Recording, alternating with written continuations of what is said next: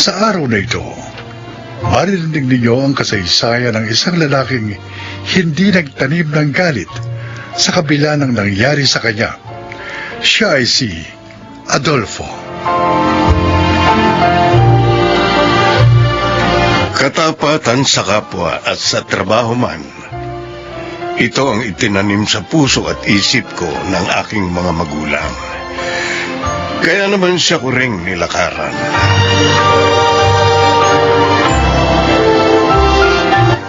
Pupunta tayo kina Diego bukas, Adolfo? Oo, Gracia. O, bakit? Wedding anniversary nila ni Yolanda. Iniimbita tayong lahat. Ay, hindi talaga kayo nakakalimutan sa mga espesyal na okasyon ng kaibigang mong yun, ano? Hindi lang ho kaming kinukumbida, Nay. Pati rin kayo. Oh, siya nga. Siguro namimiss niya ang pumanaw niyang ina. Siguro nga ho. O, Gracia, maganda ka bukas, ha? Hindi ba pwedeng kayo na lang? Bakit naman? Ba't tayo mo sumama? Oo nga naman, Gracia. Niyayabangan po kasi ako kay Yolanda eh. Tuwing naroroon ako, wala nang ibinida sa akin kundi mga alahas at damit niya. Oh, Kulang na lang sabihin niyang mas mayaman sila sa atin eh. talaga namang mas mayaman sila sa atin. Oo, alam ko. Pero hindi naman dapat ipagyabang ang ganong bagay.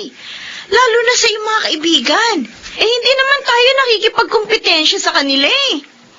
Nauunawaan ko ang iyong asawa, anak. At tama siya sa sinabi niya. Ganun din naman po ako, Nay. Alam kong mayabang talaga si Yolanda, pero hindi ko na lang siya iniintindi. Ayoko kasing maging problema namin siya ni Diego. Sana, ganun na rin ang gawin mo, Gracia. Ay, nako. Pagpasok sa kanang tenga mo ng mga pagyayabang ni Yolanda, palabasin mo na lang sa kabila.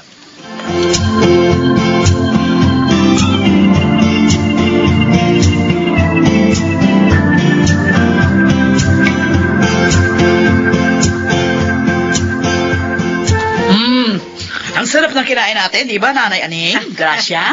Ay, oo, Yolanda. Aray, napakasarap mo palang magluto. Ay, naku, hindi ho ako nagluto ng mga yon.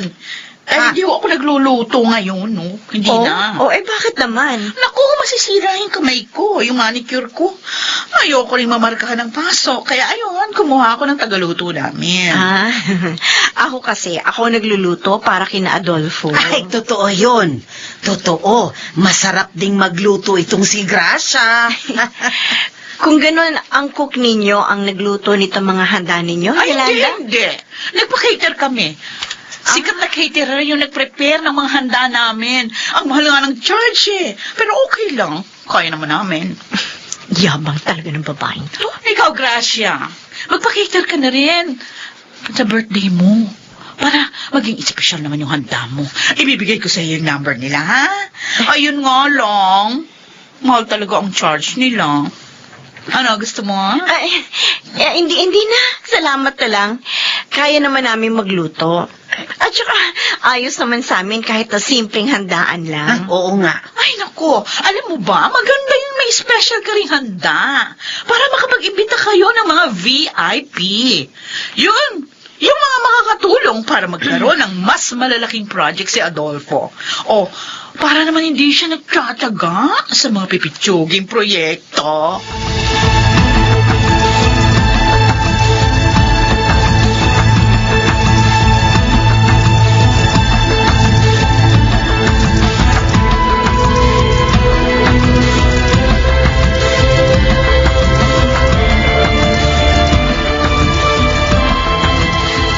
Talaga? Sa'yo magpapagawa ng building si Sir Romano? Oo, nagkaayos na kami ng usapan. Next week nga, dadaling ko na sa kanya ang kontrata namin. Teka, siyang pinakamayaman sa probinsya natin noon. Oo, at mas mayaman pa siya ngayon, Diego. At nagkataong nagkita kami isang araw, doon nag-start ang pag-uusap namin. Naku, malaking project yun, paring Adolfo. Kaya mo ba yun? Oo naman. Teka. Magkano ba kontrata nyo?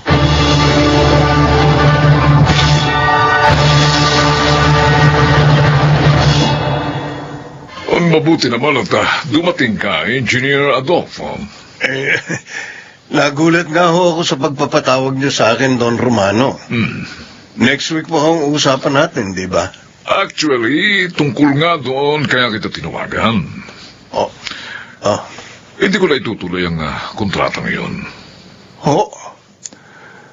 Pero bakit ho? Okay, dediretsuhin kita, no? May nakita akong mas mura kaysa sa offer mo. Abat, isang mahusay ding engineer, ha? Ano? Magaling ang nag-alok sa akin. Si Engineer Diego Saldivar. Si Diego? Ang kaibigan ko. Oh, kaibigan mo pala siya. Alam mo, mas mahaba ang experience niya sa trabahong ito kaysa sa'yo. Dahil mas una siyang naging engineer. Isa pa, mas mura, mas maganda ang offer niya sa akin, ha? Kaya I'm sorry, siya ang pinili kong gagawa ng building ko.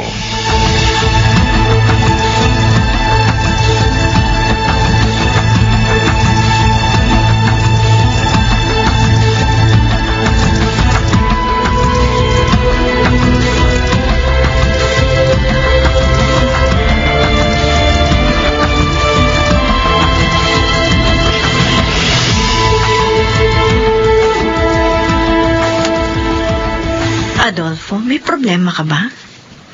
Kanina ka patahimik eh. Mula na dumating ka. Nalulungkot lang ako, Gracia. Bakit? Yung project ko kay Sir Romano, hindi na matutuloy. Ano? Bakit nagbagong isip niya? Dahil kay Diego, sinulot niya ako. Nagawa yun ng kaibigan mo? Oo. Sinabi mismo sa akin ni Sir Romano, inalok niya ng mas mababa sa presyo ko si Sir, kaya siya pumayag. Ang sama naman ni Diego. Kaya nga ako nalulungkot. Hindi pera ang pinanghihinayangan ko, kundi ang pagkakaibigan naming sinira ni Diego dahil sa salapi. Ano-ano kasinungalingan ang sinabi niya kay Sir Romano? Walang kwentang kaibigan ng Diego na yun. Sayang ang pinagsamahan namin mula ng high school hanggang college. Kalimutan mo na lang ang nangyari. Marami pa naman project. Mabuti na rin yun nang mapalayo na tayo sa kanila. Hindi magandang kaibigan ang sinungaling at manunulot na tao. Mamukhang pera.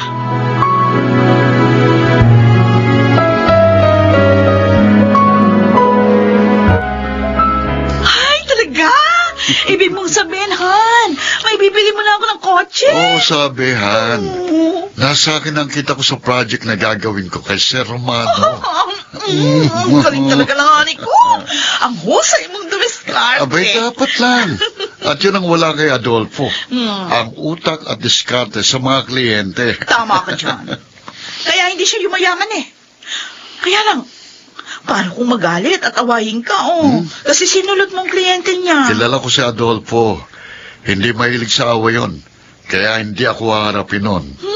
At saka kapag ginawa naman niya yun, kaya ko siyang patulan.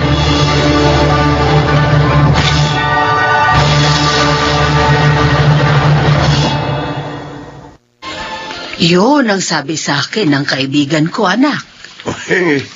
Sige po, payag po ako. 3 building ang ipagagawa ng kaibigan ko doon sa lupa niya. 3 po, Nay? Oo, Gracia. Aba, mahal. Mas malaki ang project na ito kaysa dun sa nawala sa'yo. Kaya nga natutuwa ako, mahal. At hindi lang yon. Kapag nagustuhan daw nila ang trabaho ninyo, ikaw na ang kukunin nila sa iba pa nilang ipagagawa na magkakapatid. Salamat naman. May nawala man sa akin. Higit naman ang dumating. Yon ay dahil tapat ka sa iyong mga kliyente. Kaya hindi ka pinababayaan ng Diyos, Adolfo.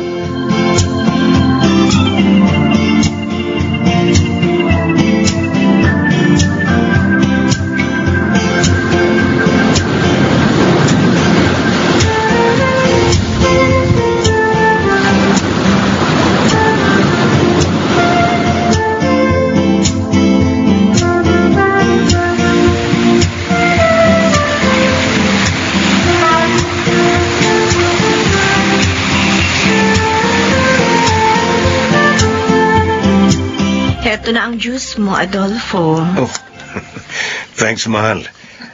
Napakainit kasi ng panahon, kaya nakakauhaw talaga. Ay, may kukwento ka pala ako sa'yo. Naku ha, Marites na ngayon ang asawa ko ha. Oy, mister, Gracia po ang pangalan ko, hindi Marites. At saka hindi naman dapat ikinakapit ang pangalan na yun sa mga chismosa. Dahil maganda naman ang pangalan na yun na. Binibiro lang naman kita eh. O sige, ano ba yung ikikwento mo? Si Yolanda, Oh, nasalubong ko kanina sa mall. Alam mo kung hindi niya ako binati, hindi ko makikilala eh. bakit? Hindi naman malabo ang mata mo. Eh kasi, ang laki ng ipinayat niya. Uy, baka naman nagpapapayat. Hindi. Na-diagnose daw siya na may breast cancer.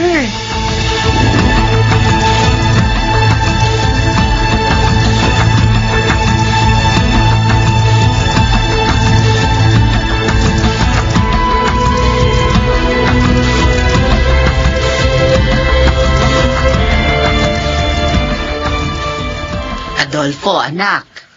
Oh, Makakauwi ka ba ng maaga mamaya? talaga pong maaga ako makakauwi mamaya, Nay. Wala naman po maraming gawa ngayon eh. Bakit po? Galit ka pa ba kay Diego? Kinalimutan ko na po yun. Ayoko magkimkim ng galit. Mabigat po sa kalooban yun. Salamat naman at sinusunod mo pa rin ang itinuro namin sa'yo ng iyong ama. Siyempre po. At yun din ang itinuturo namin ni Gracia sa inyong dalawang apo. Teka ho, bakit niyo po ba nabanggit si Diego? Patay na kasi si Yolanda. Ho? At ngayon ang ikalawang gabi ng lamay niya. Kawawa naman si Diego. Maging ang mga anak nila ni Yolanda. Ang bata nilang naulila sa ina. Higit na kaawa-awa ang kanilang mga anak. Dahil balita ko, may malaking problema si Diego.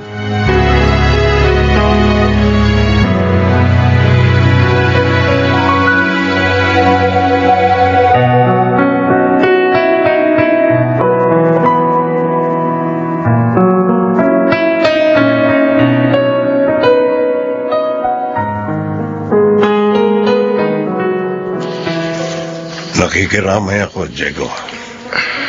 Adolfo, Kanina ko lang nalaman eh. napakasakit. Maagang iniwan ng aking asawa ang aming mga anak. Sino pang mag-aalaga sa kanila kapag nakulong ako? Ano ibig mo sabihin? May kaso ko. Idinimanda kasi ko ni Sir Romano at ng isa pang kliyente ko. Bakit? Dahil mahigit 1 taon pa lang, gumuho ng building nilang ginawa ko. Ano? Ba't nagkaganon?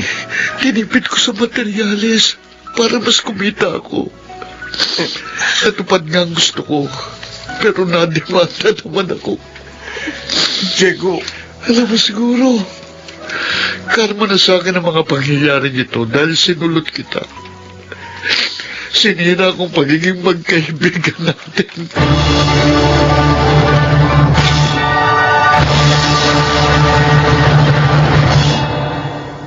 patuloy pa rin ako sa matapat na pagtatrabaho para sa aking mga kliyente. Hindi man ako kasing yaman ng iba, hindi ako naiinggit sa kanila. Pagkat payapa ang buhay ko, dahil hindi ako nanloloko. Ako po si Adolfo, itong aking buhay.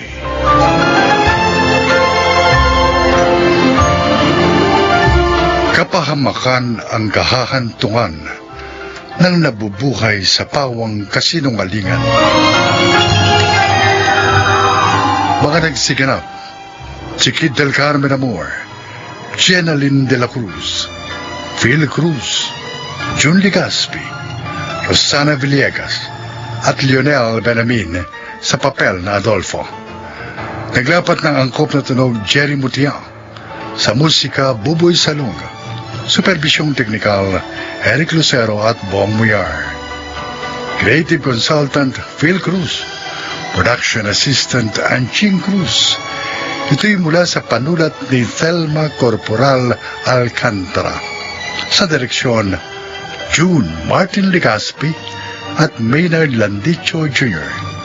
Ito ang aking buhay.